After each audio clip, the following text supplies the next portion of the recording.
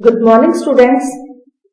आज हम करने जा रहे हैं change of variables in triple integration का नेक्स्ट क्वेश्चन।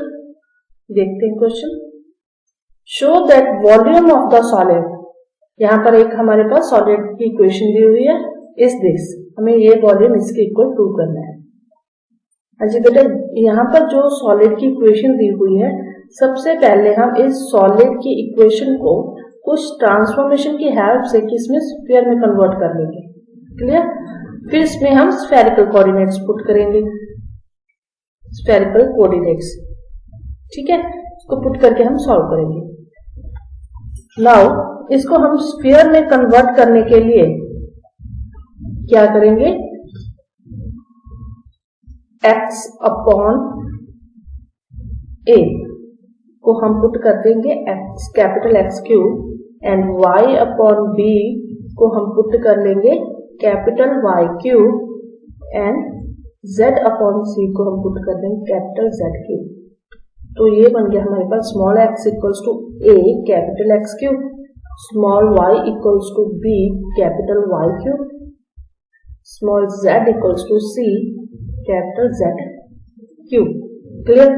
नाउ इसका जैकोबियन, पुराने वेरिएबल्स हमारे जो है स्मॉल एक्स वाई जेड है, now new variables capital X capital Y capital Z, curl X by curl capital X, curl X by curl Y, curl X by curl Z, curl y by curl x, curl y by curl Y, curl y by curl Z, curl z by curl x, curl z by curl y, curl z by curl capital Z. Now small x का derivative with respect to capital X कितना आएगा, 3ax square, 3ax square. Now small x का with respect to y, इस पे y involve नहीं है, z involve नहीं है, तो ये 0 and 0. सिमिलरली स्मॉल y में कैपिटल Y इन्वॉल्व है, तो with respect to x 0, 3by square 0, z की इक्वेशन में कैपिटल Z इन्वॉल्व है, विद रिस्पेक्ट टू ये 0, with respect to y 0, 3cz square. Now ये आपके पास क्या है, एक डायगोनल मैट्रिक्स बन गई है। इसका डिटर्मिनेंट क्या होगा, जस्ट इसके प्रिंसिपल डायगोनल्स के एलिमेंट्स की मल्टीप्लीकेशन। 3 3 9 से 27, a b c x square y square z square. Clear? तो हमने क्या फाइंड करना था, वॉल्यूम। वॉल्यूम का फॉर्मूला होता है 1 फंक्शन की value 1 dx dy dz over the solid of the solid, sorry, of the solid x upon a 2 by 3 plus y upon b 2 by 3 plus z upon c 2 by 3, clear, equals to 1. Now after transformation ये integral change हो गया, हमारे पास Jacobian function की value 1, Jacobian हमारे पास है 27 a b c x square y square z square into capital dx capital dy capital dz of the solid of sphere. ये अब sphere में कन्वर्ट हो गया। नाउ x अपॉन a कितना था, x cube power 2 by 3 plus y cube 2 by 3 plus z cube 2 by 3 equals to 1। तो ये बन गया x square plus y square plus z square equals to 1। ठीक है बेटा? नाउ अब ये स्फीयर में कन्वर्ट हो गया। Now change to spherical coordinates, change to spherical coordinates. Capital X equals to R sine theta cos phi, y equals to R sine theta sin phi, z equals to R cos theta. ठीक है।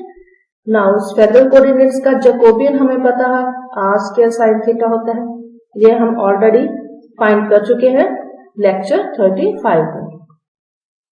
ठीक है, वहां पर आप check कर सकते हो। नाउ आफ्टर पुट करने के बाद ये x square plus y square plus z square equals to ये क्या हो जाएगा r square. Now after transformation ये जो इंटीग्रल है हमारा ये किस में कन्वर्ट हो गया, एक उससे पहले हमारे पास लिमिट सॉरी ये रहेगी आर थीटा फाई की लिमिट्स। आर वेरी कर रहा है, स्फीयर का रेडियस कितना है 1, 0 से 1। नाउ थीटा वेरी कर रहा है 0 से पाई एंड फाई वेरी कर रहा है 0 से 2 पाई। क्लियर, क्योंकि बेटा ये पूरे का पूरा स्फीयर मींस पूरा 360 डिग्री का स्फीयर थे, इस वजह से हमारा थीटा 0 से पाई वेरी करेगा एंड पाई 0 से 2 पाई वेरी करेगा।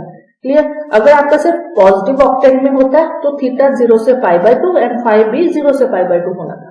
Clear, now r varies from 0 to 1, theta varies from 0 to pi and phi varies from 0 to 2 pi. Clear, function की वैल्यू 1, तो पहले आपके पास जैकोबियन था 27 ABC। Clear, x square into y square plus z square ये function था। Now आपके पास जैकोबियन आ गया r sine theta, r square sine theta, r square sine theta into D R d theta d phi. हाँ जी, इसमें से 27 ABC ये कांस्टेंट टर्म्स है, हम इनको बाहर ले लेते हैं। Now x square y square z square की वैल्यू पुट करते हैं। r equals to 0 to 1, theta equals to 0 to pi and phi equals to 0 to 2 pi। x की value r sin theta cos pi की whole square, r sin theta theta sin phi whole square. Now z की value r cos theta whole square into r square sin theta dr d theta d phi। Clear, 27 ABC। बेटा यहाँ पर देखो सभी की limits क्या है, constant है, तो इस वजह से हम सभी की इंटीग्रेशन अलग अलग कर सकते हैं। r varies from 0 to 1। Now हम r काउंट करते हैं कितने हैं। यहाँ पर r की स्क्वायर r की पावर 4, यहाँ से r स्क्वायर r की पावर 6, यहाँ से r स्क्वायर r की पावर कितनी हो गई हमारे पास 8, r raise to power 8 d r। Now theta equals to 0 to pi. Clear, now sine theta, यहाँ से साइन स्क्वायर थीटा, यहाँ से sine square theta mean sine raise to power 4 theta, एक sine theta this sine raise to power 5 theta. Clear, now cos theta, cos theta हमारे पास यहाँ से cos square theta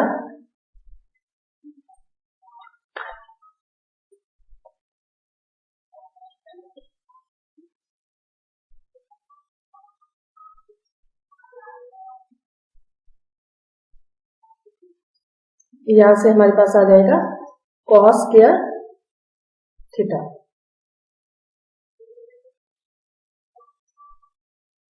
d theta and phi equals to 0 to 2 pi. हाँ जी, sine phi पहले sine square phi, यहां से sine square phi and यहां से cos square phi d phi. Now ये equals to 27 ABC into r raise to power 9/9 0 to 1 into, हाँ जी देखो बेटा हमारे पास अगर लिमिट 0 से पाई बाय 2 हो तब हमें इस इंटीग्रल को सॉल्व करते हैं। क्लियर। नाउ लिमिट 0 से पाई हम बाई 2 कब बना सकते हैं? अगर हमारे पास f इंटीग्रल हो 0 to 2a fx dx and f2a minus of theta equals to f theta हो, then हम लिमिट 0 to 2a जो इंटीग्रल था fx dx, इसको हम लिमिट हाफ कर सकते हैं 0 to a x dx कर सकते हैं। क्लियर। ये हम कर सकते हैं। नाउ देखते हैं हम यहां पर वो रिजल्ट लगा पाएंगे कि नहीं। यहां पर है हमारे पास sin raise to power 5 theta. Clear. और लिमिट है आपकी 0 to पाई, मीन्स 2a की वैल्यू कितनी है? पाई है। क्लियर। 2a की वैल्यू पाई है, तो हमारे पास ये 0 to पाई है f थीटा डी थीटा है। तो हमने चेक करना है f pi minus theta equals to f theta आता है। क्लियर। तो ठीक है। हाँ जी बेटा, यहाँ पर इस इंटीग्रल हमारे पास कॉस तो क्या है? इवन है। प्रॉब्लम क्या क्रिएट कर सकते हैं? साइन। तो हम साइन को चेक कर लेते हैं कि साइन के लिए ट्रू होता है कि नहीं होता। f pi minus theta equals to f theta. Now sine pi minus theta equals to sine theta आना चाहिए। Sine pi cos theta minus cos pi sine theta. हाँ जी, साइन पाई तो 0 होता है, मीन्स ये टर्म आपकी होगी 0, ये minus minus 1 sine theta equals to ये आ गया आपके पास साइन थीटा। ठीक है। तो हम फिर क्या कर सकते हैं, यहां पर 2 लगाकर 0 to pi by 2 sine raise to power 5 theta cos square theta d theta. Clear. Now आगे हमारे पास देखो साइन की पावर 2 है, कॉस की पावर 2 है, दोनों ही इवन बन गए फंक्शंस। तो हम क्या कर सकते हैं, अगेन इसको पाई बाय 2 बनाने के लिए, लेकिन लिमिट हमारी क्या है? 0 से 2 पाई है, तो इसको पाई बाय 2 बनाने के लिए क्या करेंगे, हम 4 के साथ मल्टीप्लाई करेंगे। 0 से pi by 2 sine square phi cos square phi d phi equals to 27 ABC, ये हो गया 1/9 माइनस 0 इंटू 2। हाँ जी, 5 प्लस 2 कितना होता है? 7। हम नीचे से शुरू करेंगे। 7 ऊपर 6 नीचे 5 ऊपर 4 3 ऊपर 2 नीचे 1। हम ऊपर वाला नहीं लिखेंगे। 7 into 5 into 3 into 1। Clear.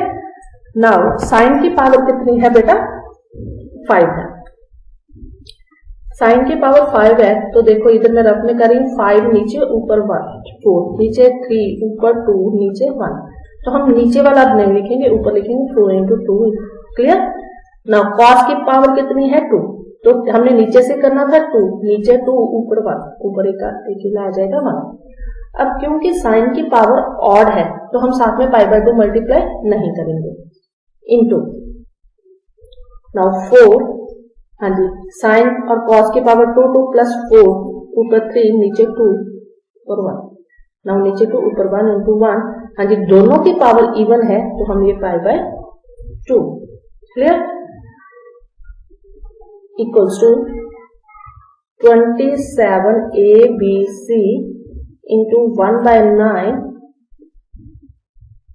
Into 4 to 8 is 16 upon 7 into 5 into 3 into 4 के साथ 4 कैंसल, पाई बाय 4। 9 3 जा 27, 4 या 16। क्लियर। 3 के साथ ये 3 कैंसल, तो ये हो गया 4 पाई ABC अपॉन 7 5 35। ये आपका आंसर है। होप सो स्टूडेंट्स आपको ये क्वेश्चन समझ आ गया होगा। Thank you.